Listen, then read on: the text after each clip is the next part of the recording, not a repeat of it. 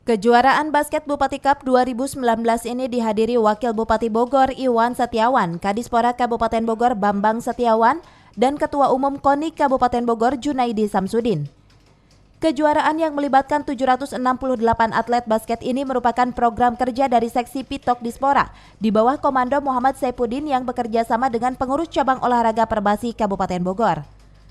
Atis Tardiana selaku Ketua Panitia Pelaksana menjelaskan, terobosan yang digagas Dispora ini menjadi daya dongkrak tersendiri bagi pencapaian regenerasi atlet basket di Bumi Tegar Beriman.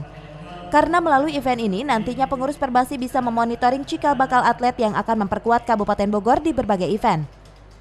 Dalam festival ini juga sebanyak 64 tim basket dari tingkat SMP, SMA, dan SMK se-Kabupaten Bogor turut ambil bagian untuk kategori putra-putri.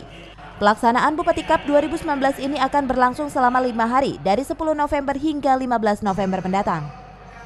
Atis berharap ke depan akan banyak atlet basket yang terjaring melalui Bupati Cup 2019 yang nanti akan berjuang di Porda Jabar 2018. Muncul bibit-bibit baru ya untuk pembinaan selanjutnya yang dilakukan oleh Perbasi untuk pembibitan lebih lanjut lah.